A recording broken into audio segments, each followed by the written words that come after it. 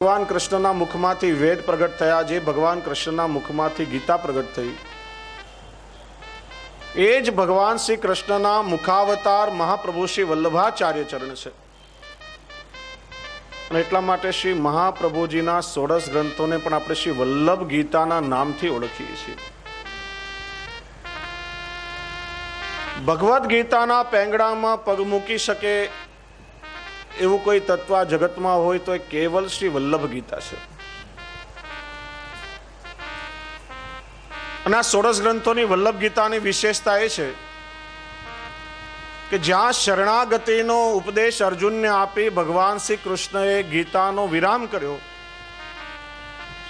એ શરણાગતિ પછી તો પુષ્ટિ માર્ગનો પ્રારંભ થાય છે અને પુષ્ટિ જીવનનો પ્રારંભ થાય છે. કારણ કે ભગવદ્ ગીતા અર્જુનને કર્તવ્ય પરાયણ કરવા માટે હતી, પણ અહીંયા પુષ્ટિ જીવનું કર્તવ્ય તો પહેલેથી જ નિર્ધારિત છે. કૃષ્ણ સેવા સદા કાર્ય સર્વદા સર્વભાવેન ભજન્યો વ્રજાદીપ. પુષ્ટિ પુરુષોત્તમ ભગવાન શ્રી કૃષ્ણની સ્નેહયુક્ત સેવા અને પોતાના એ સેવામય જીવનમાં વ્યવધાન ના આવે. ઠાકોરજીના સેવામય જીવનમાં આપણું લૌકિક આપણને કોઈ પણ પ્રકારે વિચલિત ન કરી શકે, એ હેતુથી શ્રી મહાપ્રભુજીએ પોતાના અનન્ય સેવકોને આ 16 ગ્રંથ આદિના ઉપદેશો આપ્યા છે. આ 16 ગ્રંથની રત્નમાળામાં જેનો હમણાં આપણે સૌ પાઠ કરી ગયા, એ વિવેક ધૈર્યાશ્રય 8મું રત્ન છે. આ ગ્રંથની રચના ક્યારે કોના માટે કરવામાં આવી એનો ક્યાંય સ્પષ્ટ નિર્દેશ આપણને મળતો નથી. ઘણા ગ્રંથોનો નિર્દેશ આપણને મળે છે, જેમ કે નવરત્ન ગ્રંથ શ્રી મહાપ્રભુજીએ ગોવિંદ દુબેને સમજાવ્યો. ગોધરાના રાણા વ્યાસ આત્મહત્યા કરવા માટે જતા હતા, આપઘાત કરવા જતા હતા. એમને શ્રી મહાપ્રભુજીએ ચતુશ્લોકી ગ્રંથ દ્વારા ધર્મ અર્થ કામ મોક્ષ પુરુષાર્થોનું જ્ઞાન આપ્યું અને આત્મહત્યા કરવા પ્રેરાઈને નીકળેલા એ રાણા વ્યાસ પુષ્ટિ માર્ગમાં દ્રઢ થયા.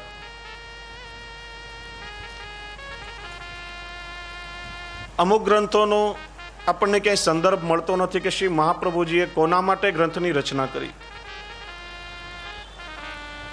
પણ શ્રી ગુસાઈજી પ્રભુચરણે પોતાના 252 પૈકીના 2 વૈષ્ણવોને આ વિવેક ધૈર્યાશ્રય ગ્રંથ શીખવ્યો હતો.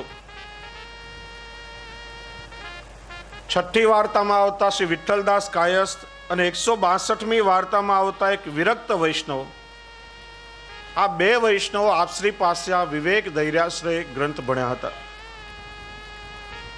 અને તેના ફળ સ્વરૂપે તેમના જીવનમાં આવેલા ઝંઝાવાતોમાં તેમનો વિવેક, તેમનું ધૈર્ય અને તેમનો આશ્રય દ્રઢ થયા હતા.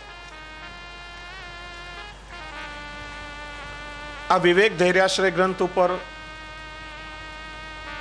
કુલ 4 આચાર્ય ચરણોની ટીકાઓ પ્રાપ્ત થાય છે. એક શ્રી રઘુનાથજીની દીપિકા, બીજું શ્રી ગોપેશજીની વિવૃત્તિ,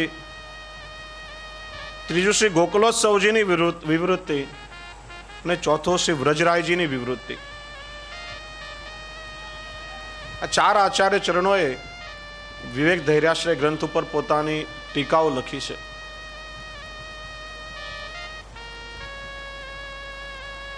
અને મારો દાવો છે કે આજના સમયમાં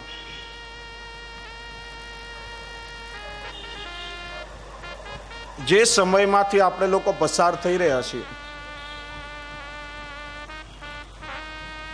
સ્વધર્મના આચરણમાં અનેક પ્રકારની મુશ્કેલીઓ આપણને આવે છે, અનેક ઝંઝાવાતો આપણા જીવનમાં આવે છે, અનેક વાવાઝોડાઓ આવે છે. અને એ વખતે જીવ એટલો બધો વિચલિત થઈ જાય છે કે પોતાના સ્વધર્મનું રક્ષણ કઈ રીતે કરવું, પોતાનો ભાવ કઈ રીતે ટકાવવો, ઠાકોરજીના ચરણનો આશ્રય કઈ રીતે દ્રઢ કરવો, આવી પરિસ્થિતિમાં કોઈ પણ વૈષ્ણવ શ્રી મહાપ્રભુજીના વિવેક ધૈર્યાશ્રય ગ્રંથનો અર્થ સહિત જો ચિંતન કરે તો મને વિશ્વાસ છે કે દુનિયાની કોઈ પણ તાકાત, દુનિયાના કોઈ પણ વાવાઝાડવા હોય, વૈષ્ણવને પોતાના સ્વમાર્ગથી વિચલિત નહીં કરી શકે. એટલા માટે હું અવારનવાર વૈષ્ણવને કહેતો હોઉં છું કે શ્રી મહાપ્રભુજીના 16 ગ્રંથોમાંના અમુક ગ્રંથોનો અમુક પાઠનું આપણે સૌ નિત્ય મૌખિક પઠન કરતા હોઈએ છીએ. અમુક ગ્રંથો વૈષ્ણવને મોઢે આવડતા જ હોય.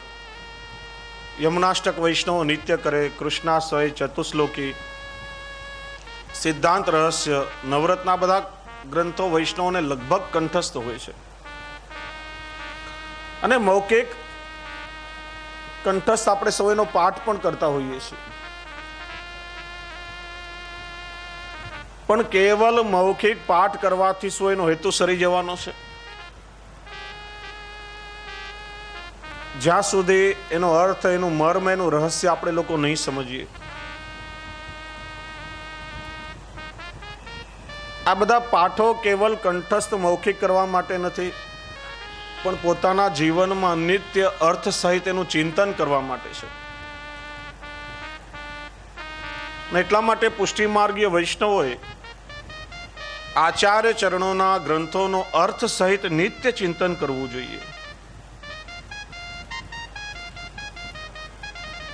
આ ગ્રંથને આપણે સમજીએ તો આ વિવેક ધૈર્યાશ્રય ગ્રંથમાં કુલ 17 શ્લોકો છે. આ 17 શ્લોકમાં પહેલા 1 થી 5 શ્લોકોમાં શ્રી મહાપ્રભુજી વિવેકનું વર્ણન કરે છે. 6 થી 9 શ્લોકોમાં શ્રી મહાપ્રભુજી ધૈર્યનું વર્ણન કરે છે. અને આશ્રયનું વર્ણન 10 થી 17 સુધીના શ્લોકોમાં છે. પહેલા 5 શ્લોકોમાં શ્રી મહાપ્રભુજીએ 9 પ્રકારના વિવેક બતાવ્યા છે. ઘણા આચાર્યોના મતે 7 પ્રકારના વિવેક છે, પણ શ્રી મહાપ્રભુજી અહીંયા 9 પ્રકારના વિવેક બતાવે છે. પ્રથમ વિવેક, હરિ સર્વમ કરીષ્યતિ. શ્રી હરિ વૈષ્ણવોનું બધું જ કાર્ય પાર પાડશે. દ્વિતીય વિવેક, હરિ સર્વમ નિજ્જેચ્છાતઃ કરીષ્યતિ. હરિ જે કંઈ કરશે તે કેવલ પોતાની જ ઈચ્છાથી અથવા તો પોતાના નિજજનોની ઈચ્છાથી કરશે. ત્રીજો વિવેક શ્રી આચાર્ય ચરણ બતાવે છે, પ્રાર્થિત એવા તતઃ કિમ. પ્રભુ પાસે પ્રાર્થના કરવાથી શું લાભ? આગળ આપણે સૌ વિસ્તારથી આ બધાનું વર્ણન કરશું. ચોથો વિવેક શ્રી મહાપ્રભુજી બતાવે છે, સર્વત્ર તસ્ય સર્વમ હિ સર્વ સામર્થ્યમેવ ચ. આ જગતમાં જે કંઈ છે બધું ભગવાનનું જ છે, અને જીવને બધું જ આપવાનું સામર્થ્ય પણ ભગવાનમાં છે. પાંચમો વિવેક, અભિમાનસ્ય સંત્યાજ્ય. પુષ્ટિ માર્ગે વૈષ્ણવોએ અભિમાનનો સર્વથા ત્યાગ કરવો. છઠ્ઠો વિવેક, વિશેષતશ્ચેદાજ્ઞા સ્યાદંતઃકરણ ગોચર. સ્વમાર્ગની રીત પ્રમાણે આગળ શ્રી મહાપ્રભુજી આજ્ઞા કરી, સેવા કૃતિર ગુરોરાજ્ઞા. આપણા ગુરુદેવની આચાર્ય ચરણની આજ્ઞા લઈ એ પ્રમાણે ઠાકોરજીની સેવા કરતા કરતા પ્રભુની જો કોઈ વિશેષ આજ્ઞા આપણને પ્રાપ્ત થાય, ઠાકોરજી આપણને કોઈ વાત જતાવે અને એ ઠાકોરજીની આજ્ઞા જો આપણા પોતાના સ્વકીય દૈહિક સુખ માટે હોય તો આચાર્ય ચરણ આજ્ઞા કરે છે એ ભગવદ આજ્ઞાનું પાલન નહીં કરવું જોઈએ. ગુરુની આજ્ઞા પ્રમાણે જ સેવામાં તત્પર રહેવું. પણ એ ભગવદ આજ્ઞા જો ભગવત સુખ માટે, પ્રભુના સુખ માટે હોય અને કદાચ ગુરુની આજ્ઞાથી ભિન્ન હોય તો પ્રભુના સુખ માટે કરવામાં આવેલી એ ભગવદ આજ્ઞાનું અવશ્ય વૈષ્ણવે પાલન કરવું જોઈએ. પ્રભુના સુખ માટે હોય તો એ આજ્ઞાનો સ્વીકાર કરવો, પણ જો જીવના પોતાના સુખ માટે હોય તો એ ભગવદ આજ્ઞાનો સ્વીકાર નહીં કરવો, ગુરુની આજ્ઞા પ્રમાણે વર્તન કરવું. સાતમો વિવેક શ્રી આચાર્ય ચરણ બતાવે છે, આપદ ગતિ આદિ કાર્યેષુ હઠસ્ત્યાજ્યશ્ચ સર્વથા. જીવનમાં જ્યારે જ્યારે આપત્તિ આવે ત્યારે જીવે ચલાવી લેતા શીખવું જોઈએ. કોઈ પણ પ્રકારની ખોટી હઠ કે દુરાગ્રહ નહીં કરવો. આઠમો વિવેક શ્રી મહાપ્રભુજી બતાવે છે, ધર્મા ધર્માગ્ર દર્શનમ. જે કોઈ પણ કાર્ય આપણે કરીએ એ ધર્મ કે અધર્મનો વિચાર કરી વિવેકપૂર્વક કાર્ય કરવું, કે આ કાર્ય કરીશ તો ધર્મ થશે કે આ કાર્ય કરવાથી અધર્મ થશે. નવમો વિવેક શ્રી મહાપ્રભુજી બતાવે છે, અનાગ્રહશ્ચ સર્વત્ર. ભગવત સંબંધી કાર્યો છોડી સંસારના વ્યવહાર માટે કે પુણ્ય પ્રાપ્તિના કાર્યો માટે વૈષ્ણવોએ ક્યારે પણ દુરાગ્રહ નહીં રાખવો જોઈએ. આજે આપણે ઠાકોરજીની સેવા છોડી અને કેવલ લૌકિકમાં રચ્યા પચ્યા થઈ જઈએ, પ્રભુનું વિસ્મરણ કરી દઈએ, અથવા તો ઠાકોરજીની સેવા છોડીને કેવલ પુણ્ય પ્રાપ્તિ માટે તીર્થયાત્રાઓનું સેવન કરીએ તો એ ઠાકોરજીના આશ્રયમાં ખૂબ જ બાધક બનશે. તો આ 9 પ્રકારના વિવેક શ્રી આચાર્ય ચરણ આપણને બતાવે છે. ધૈર્યના પ્રકાર બતાવે છે કે આધિ વ્યાધિ અને ઉપાધિ, માનવીના જીવનમાં 3 પ્રકારના દુઃખો આવે છે. આ 3 પ્રકારના દુઃખો સહન કરવાનું ધૈર્ય વૈષ્ણવમાં હોવું જોઈએ. બીજો આચાર્ય ચરણ આજ્ઞા કરે છે કે ભગવદ ઈચ્છાથી જો દુઃખો દૂર થઈ જતા હોય, આપણા જીવનમાં આવનારા આધિ વ્યાધિ ઉપાધિ આ દુઃખો પ્રભુની ઈચ્છાથી જો સ્વતઃ દૂર થઈ જતા હોય તો કોઈ પણ પ્રકારે આ દુઃખો ભોગવવા માટેનો દુરાગ્રહ વૈષ્ણવોએ નહીં રાખવો જોઈએ.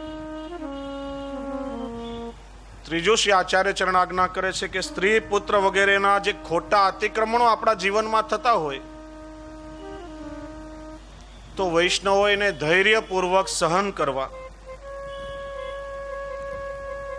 ચોથી આજ્ઞા કરી કે ઇન્દ્રિયોના વાસનાયુક્ત કાર્યો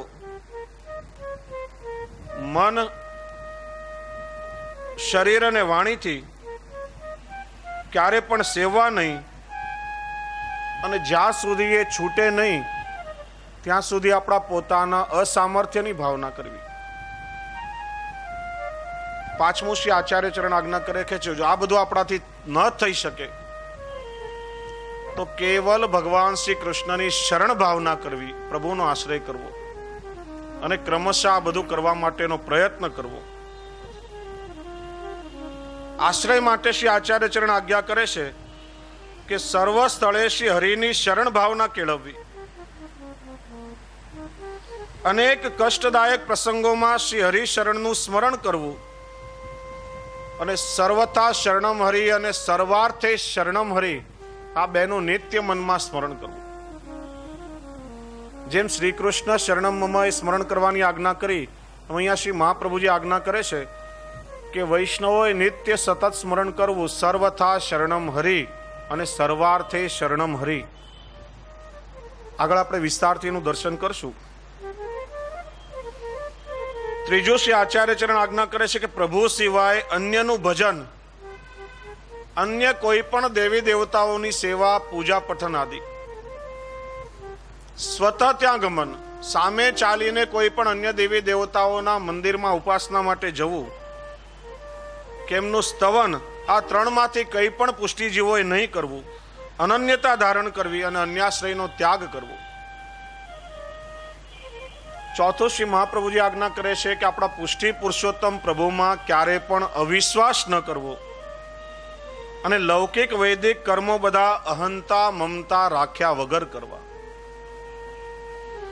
તો વિવેક ધૈર્યાશ્રયના 17 શ્લોકોમાં આ રીતે શ્રી આચાર્ય ચરણ વિવેક, ધૈર્ય અને આશ્રયનું સ્વરૂપ સમજાવે છે. વૈષ્ણવ શ્રી મહાપ્રભુજીનો આ ગ્રંથ આપણા પુષ્ટિ જીવોના ભગવદીય જીવનની કેળવણી માટેનો ગ્રંથ છે. બ્રહ્મ સંબંધ આપણે સૌએ લીધું. બ્રહ્મ સંબંધ લીધા પછી પુષ્ટિ માર્ગમાં જીવનો પ્રવેશ થયો. બ્રહ્મ સંબંધ લીધા પછી આપણે સૌએ ત્યાં કેવલ બેસી રહેવાનું છે. આજે મોટા ભાગના વૈષ્ણવો, 90% વૈષ્ણવ, પહેલાના સમયમાં તો વાર્તા પ્રસંગોમાં તમે વાંચ્યું, શ્રવણ કર્યું હશે કે જ્યારે જ્યારે જીવ શ્રી મહાપ્રભુજીને શ્રી ગુસાઈજીના શરણમાં આવતા હતા ત્યારે દૈન્ય ભાવથી, વિવેકથી વિનંતી કરતા હતા કે રાજ, હવે પછી અમારું કર્તવ્ય શું છે? અને શ્રી આચાર્ય ચરણો દ્વારા એમને સ્વમાર્ગીય કર્તવ્યનો બોધ થતો હતો. આજે આપણે લોકો લેવા ખાતર બ્રહ્મ સંબંધ લઈ લઈએ છીએ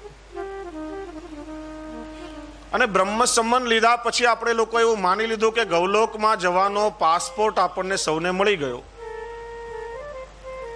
હવે આપણે કંઈ કરવાનું નથી. દોષો બધા દૂર થઈ ગયા. ગૌલોકમાં જવાનો જીવ અધિકારી થયો.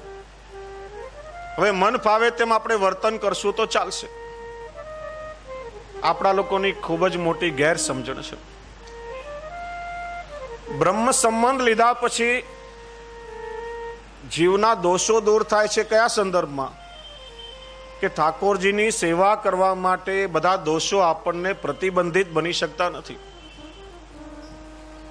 આગળ જે દોષો આપણી અંદર રહેવાથી એ જીવ પ્રભુને લાયક ગણવામાં આવ્યો નથી, કારણ કે જીવ અનેક દોષોથી ભરેલો છે.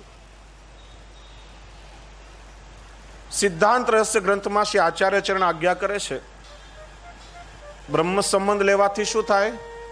સર્વ દોષ નિવૃત્તિર્હિ. આ બધા દોષોની નિવૃત્તિ થાય છે. એટલે કે દોષો પ્રભુની સેવામાં આપણને પ્રતિબંધિત બનતા નથી. જીવને ભગવત સેવા કરવાનો અધિકાર પ્રાપ્ત થાય છે. અને જીવ જ્યારે ઠાકોરજીની સેવામાં પરાયણ થાય, પુષ્ટિ પુરુષોત્તમ પ્રભુની સેવામાં પ્રવૃત્ત થાય, ત્યારે ધીરે ધીરે કરીને બધા દોષો એના નિવૃત્ત થાય છે અને જીવ નિર્દોષ બને છે. તમને ખ્યાલ હશે, પાસપોર્ટ તો બધાને સહેલાઈથી મળી જાય. આપણા દેશના નાગરિકત્વનું એ પ્રમાણ છે. પણ બીજા કોઈ દેશમાં આપણે જ્યારે જવું હોય ને ત્યારે દેશનો વિઝા મેળવવો પણ જરૂરી છે. જ્યાં સુધી એ દેશનો પરવાનો નહીં મળે ત્યાં સુધી એ બીજા દેશમાં આપણે લોકો જઈ શકતા નથી.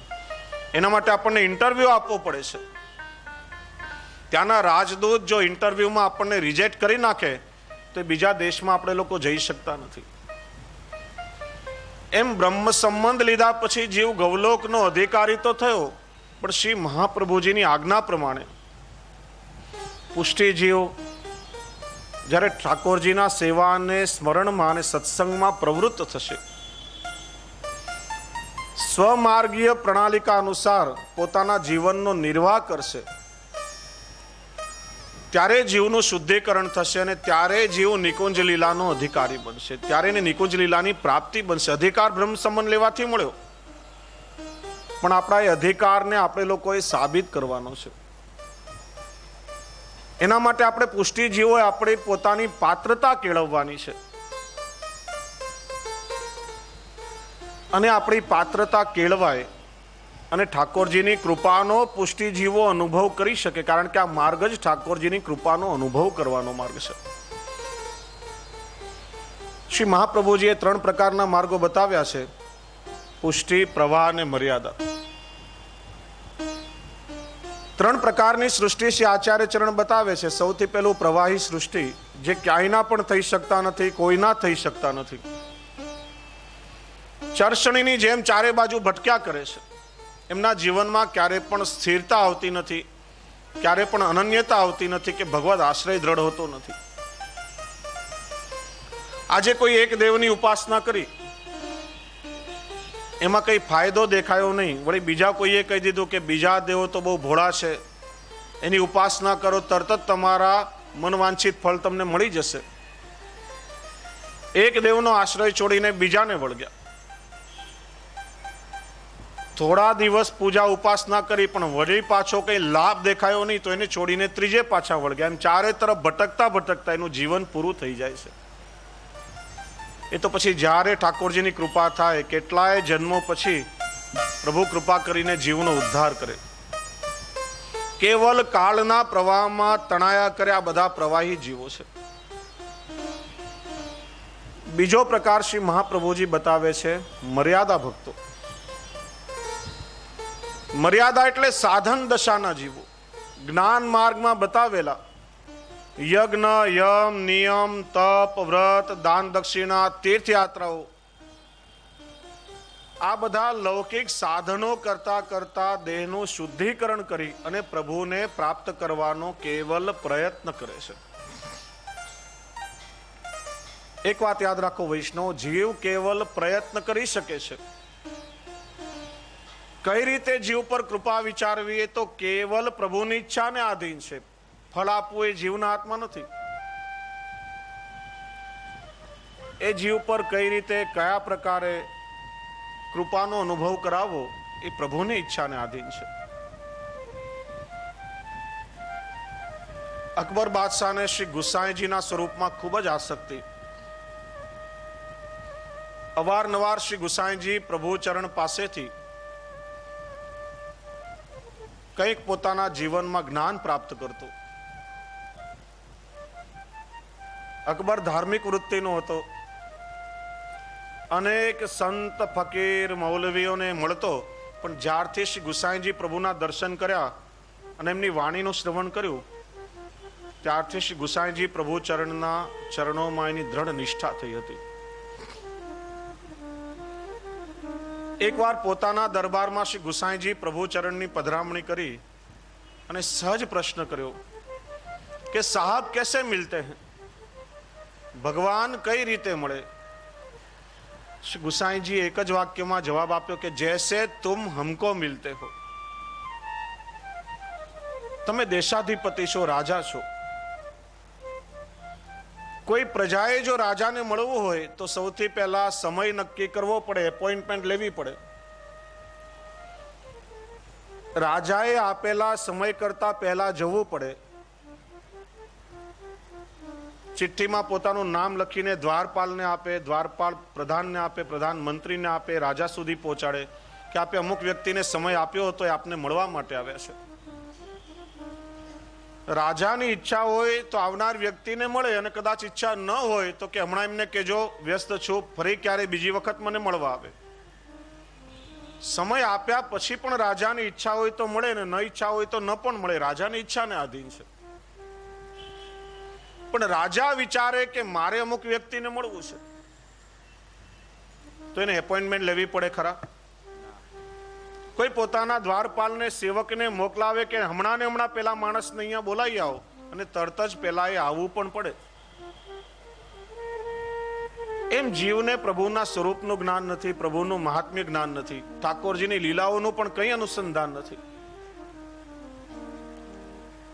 કારણ કે આપણા સૌનો જન્મ કલિયુગમાં થયો છે. અત્યારે જે વર્તમાન કાળ ચાલી રહ્યો છે ને આપણે સૌ કલિયુગના નામથી જાણીએ છીએ. કલિયુગ અનેક દોષોનો ભંડાર છે, અનેક દોષોનો નિધિ બતાવ્યો છે. અને કાલનો સૌથી મોટામાં મોટો દોષ છે સ્વરૂપ વિસ્મૃતિ. જીવ પોતાના મૂળ સ્વરૂપને ભૂલી ગયો છે.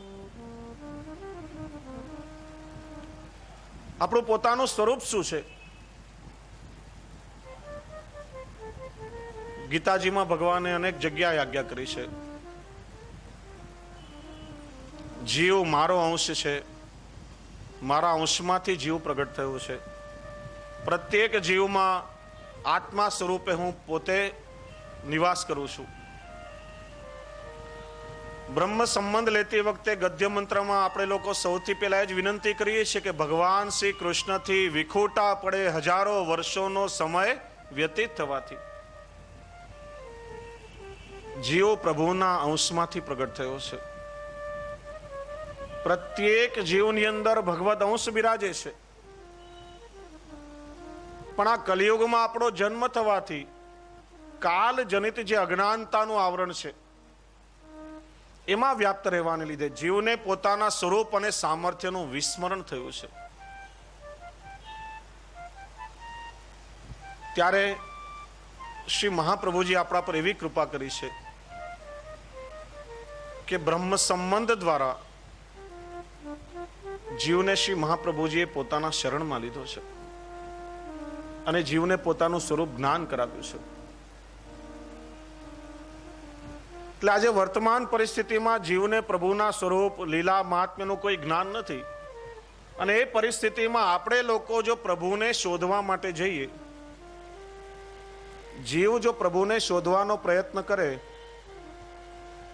તો કદાચ આપણા જન્મારા પૂરા થતા રહે. પ્રભુની પ્રાપ્તિ ક્યારે સંભવી શકે? જ્ઞાન માર્ગમાં, મર્યાદા માર્ગમાં જીવ સાધનો કરે છે, પ્રભુને પ્રાપ્ત કરવાનો પ્રયત્ન કેવલ કરે છે. જ્યારે શ્રી મહાપ્રભુજી આજ્ઞા કરે છે કે પુષ્ટિ સૃષ્ટિ છે, પુષ્ટિ સૃષ્ટિ એ ઠાકોરજીના શ્રીઅંગની સૃષ્ટિ છે, ઠાકોરજીની નિજ સૃષ્ટિ છે. પુષ્ટિ જીવો ઠાકોરજીની નિકુંજ લીલામાંથી વ્યુચ્ચરણ પામીને ભૂતલ ઉપર અવતરિત થયા છે. કોઈને કોઈ દોષ કે અપરાધને લીધે જીવ નિકુંજ લીલામાંથી વ્યુચ્ચરણ પામીને ભૂતલ ઉપર અવતરિત થયો છે. ત્યારે એ જીવને પુનઃ નિકુંજ લીલામાં ભગવત પ્રાપ્તિ કરાવવા માટે ઠાકોરજીએ પોતાની કૃપા શક્તિ સ્વરૂપ શ્રી વલ્લભને ભૂતલ ઉપર અવતરિત થવાની આજ્ઞા કરી અને ઠાકોરજી પણ પોતાના સમગ્ર લીલા પરિકર સહિત ભૂતલ ઉપર પ્રગટ થયા છે. અને શ્રી વલ્લભ દ્વારા એ જીવને બ્રહ્મ સંબંધ કરાવી અને ઠાકોરજી પોતાના પ્રમેય બળથી, પોતાની કૃપા દ્વારા એ જીવને શરણમાં લે છે. એટલે જેના ઉપર ઠાકોરજીની કૃપા અવતરિત થાય એ જીવ પુષ્ટિના માર્ગથી ઠાકોરજીના શરણમાં આવે છે. એટલે 3 પ્રકારની સૃષ્ટિ શ્રી મહાપ્રભુજી સમજાવે છે. પ્રભુની વિશેષ કૃપા જીવ ઉપર ઉતરે છે ત્યારે આ પુષ્ટિના માર્ગથી ઠાકોરજી સાથેનું વરણ થાય છે. વૈષ્ણવ આપણે બ્રહ્મ સંબંધ લઈએ છીએ, એ બ્રહ્મ સંબંધ શું છે? લૌકિકમાં કોઈ કન્યાનું જેમ વરણ થાય છે એમ 84 અક્ષરના ગદ્ય મંત્ર દ્વારા જીવ હાથમાં તુલસી લઈ પ્રભુને સર્વસ્વ સમર્પણ કરે છે. ત્યારે અલૌકિક પ્રકારે જીવનું વરણ પ્રભુની સાથે થાય છે. ત્યારે પુષ્ટિ જીવનું કર્તવ્ય છે કે સંપૂર્ણ રૂપે પોતાના પુષ્ટિ પુરુષોત્તમ પ્રભુનો અનન્યતાપૂર્વક દ્રઢ આશ્રય કરવો જોઈએ. અને એ દ્રઢ આશ્રય ઠાકોરજીનો કરી અને ઠાકોરજીની સેવામાં જ્યારે આપણે પ્રવૃત્ત થશું ત્યારે એ ઠાકોરજીની કૃપાનો સ્વતઃ ધીરે ધીરે આપણને અનુભવ થવા લાગશે. એટલે શ્રી મહાપ્રભુજી આજ્ઞા કરે છે કે પુષ્ટિ જીવોનો પુરુષાર્થ ભગવદીયત્વની પ્રાપ્તિ માટે છે. આપણે ત્યાં પુષ્ટિ માર્ગમાં કોઈને આપણે સંબોધન કરીએ, જો આ વિવેક પણ વૈષ્ણવોએ રાખવો જોઈએ. જેમ શિક્ષાપત્રમાં ગયા સત્રમાં આપણે લોકો આપણા દૈનિક કર્તવ્ય વિશે ઘણું બધું સમજ્યા હતા, સમજવાનો પ્રયત્ન કર્યો હતો. કેટલું યાદ છે તમને તો તમે જાણો, પણ ચોક્કસ આપણે સૌએ પ્રયત્ન કર્યો હતો.